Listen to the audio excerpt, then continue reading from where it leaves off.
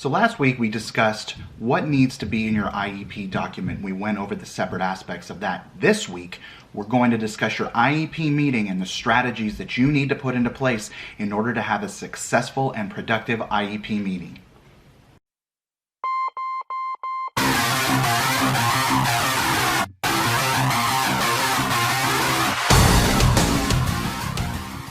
Ladies and gentlemen, boys and girls, YouTube, thank you so much for coming back. My name is Eli. I am the lawyer guy, and today we are going to be discussing the strategies that you need to put into place in order to have a successful and productive IEP meeting. So let's just dive right into it. We're going to have a little bit of overlap if you saw last week's video. So what we're going to start with is IEP, Individualized Educational Plan or Program. Now there's the document and then there's the meeting. Obviously, we went over last week the document, everything that needed to be in that document. So this week, we're going to hit your meeting and get you ready to have that good, successful, and productive IEP meeting with the school district. Where we need to start is what we need to do before the meeting, and that was something that we discussed a little bit last week.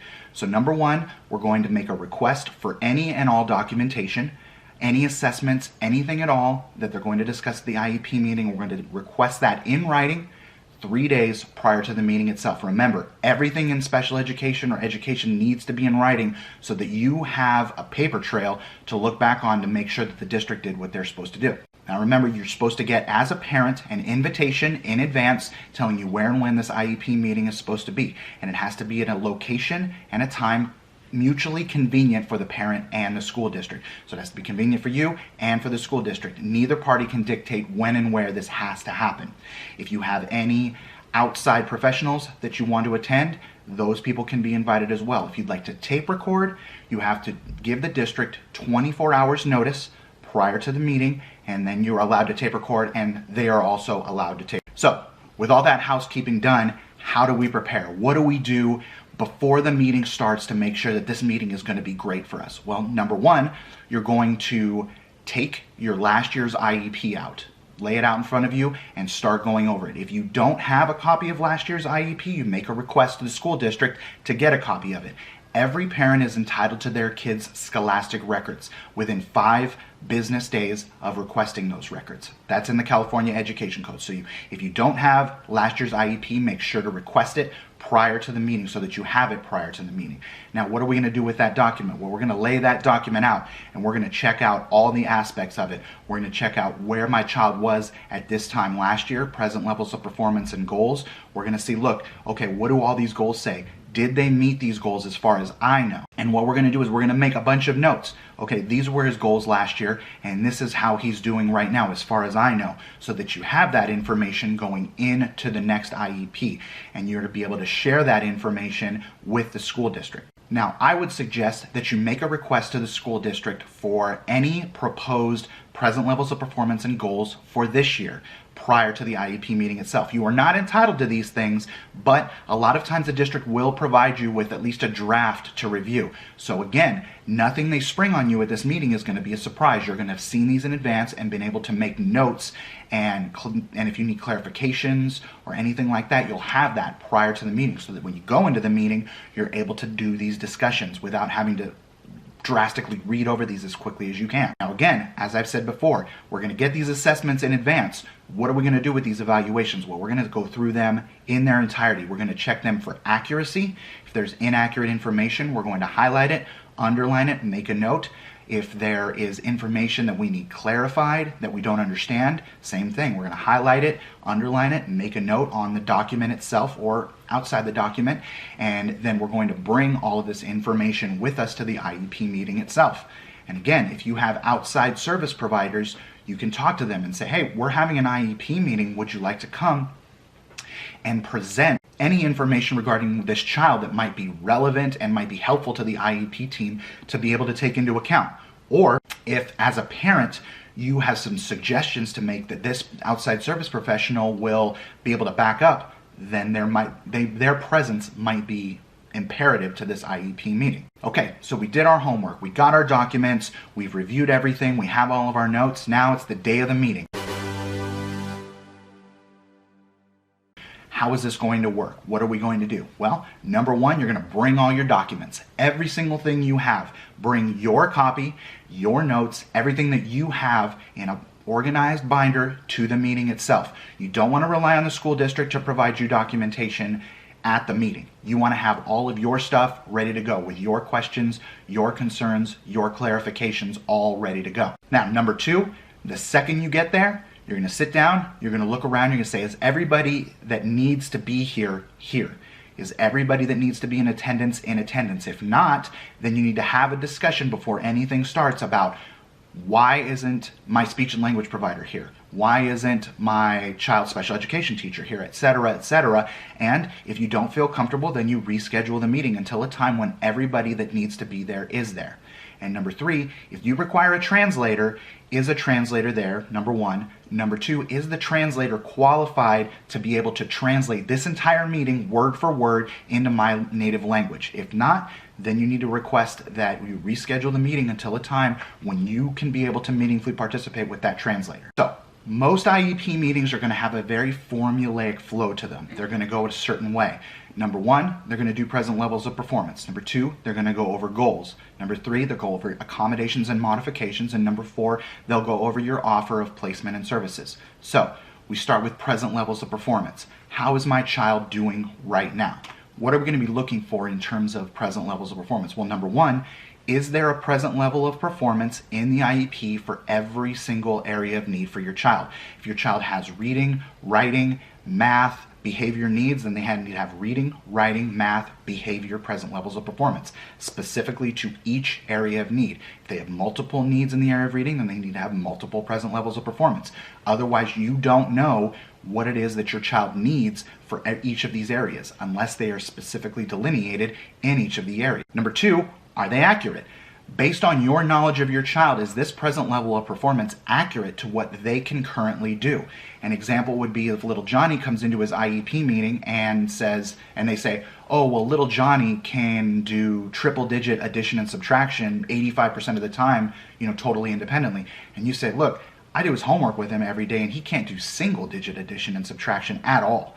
What? So I don't think there's any way that he's doing this. And if he is doing this, please explain to me how he's doing it at school. Are you guys helping him? Are there one-on-one interventions? Are you modeling for him? How is this being done based on what you're telling me? Are these accurate? And number three is something that happens quite a bit in IEPs that I see, which is that school districts provide present levels of performance that are solely standardized testing and state testing results, and that is inappropriate. The way that your child performs on state testing and standardized testing is relevant to a discussion of their present levels of performance, but that is not in their entirety what their present levels of performance are. Your teacher needs to be the one that says, this is what this child is doing day in and day out in terms of these areas. Those are their present levels of performance. So if it's just standardized testing and state testing results, that's not appropriate. And you need to let the district know, look, you guys need to provide teacher input and statements about each of these areas so that I know what my child is actually doing day to day in class. So those are the present levels of performance things to look at. And again, you're going to be comparing this to your child's present levels of performance from last year in order to say, okay, are they making progress, or do these present levels of performance look just like those present levels of performance, such that it doesn't look like my child's making a lot of progress. So next, most likely, the district is going to start going over goals. Now, much like present levels of performance, each goal needs to be in each area of need. If present levels of performance have identified that your child has 7 areas of need, specific areas of need, then your child needs to have 7 specific goals to address those areas of need. That is the whole purpose of an IEP document. If your child has pages and pages of present levels of performance and has 2 goals, that means that the district's program is not addressing all of their needs. And much like the present levels of performance, are your child's goals appropriate to their level of performance? Again, you can have goals that are super high or goals that are super low. And if it's one or the other, then that's not going to be an appropriate goal to meet in a year. If Johnny is doing single digit addition and subtraction and his goal is to do triple digit multiplication by the end of 1 year, that's not an attainable goal. That's not going to be a meaningful goal to him. Much the same, if your child is doing single-digit addition and subtraction at 70% and their goal is to do single-digit addition and subtraction at 85% after a full year, that is not an appropriate goal. They'll be able to easily meet that goal without having made any sort of significant progress. So, are these goals appropriate based on your child's performance level? And number 3, and this is a very tough area to kind of look at every single time with every single goal, but are your goals measurable? Can you, at the end of a year, look at that goal and say, yes, I know for sure that Johnny met that goal. And that means that Johnny can do this activity this many times in this time period at this percentage. Johnny can do single digit addition and subtraction at 85%, 4 out of 5 times in his special education classroom. Boom, we know based on measurements that that goal can be measured. Now, Johnny can do single digit addition and subtraction. That is not a measurable goal.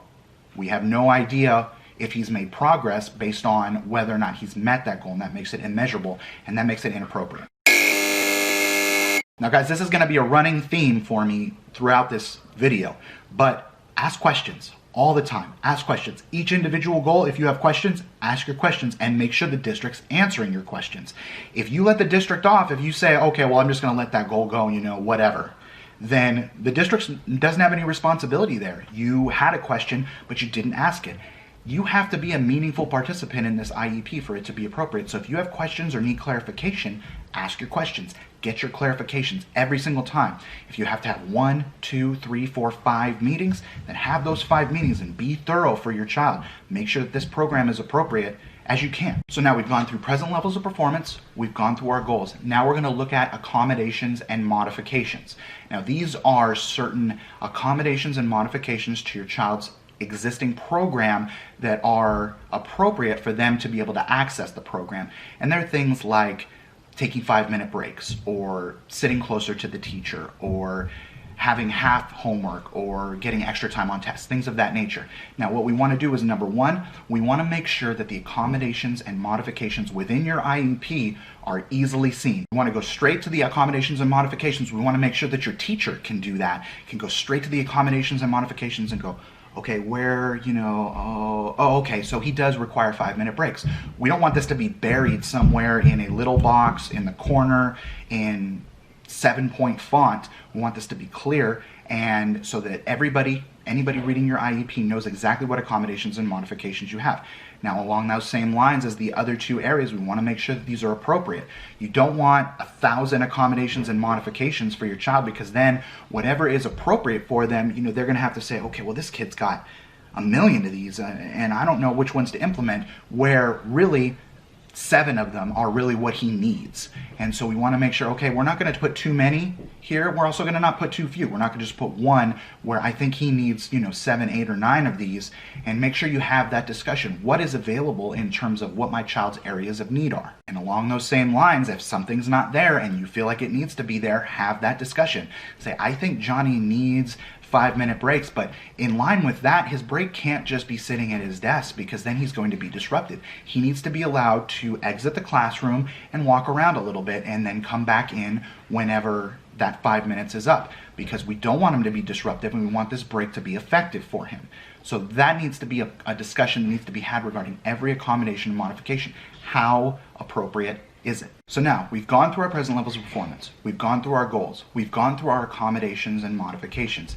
Now comes the time for our offer of placement and services. Now this is the most important part, the whole enchilada, the big boy. What are they getting, and how is this going to be helpful for us? So to that end, the very first thing is this offer clear?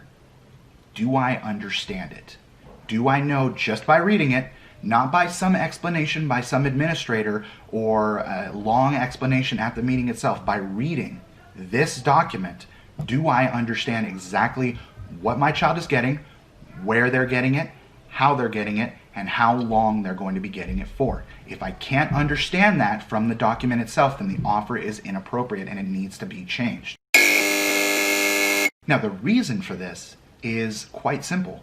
When anybody is coming back to look at your offer of a free and appropriate public education, they need to be clearly able to understand it and know this is exactly what we're supposed to be doing. Now, at the same token, if a parent comes back and is looking at their IEP, that needs to be the case as well, so that they know, is this appropriate for my child or is it not? Now, if you have to solve a Rubik's Cube of a confusing offer, then you're not going to know whether or not you want to consent to this IEP because it's not clear.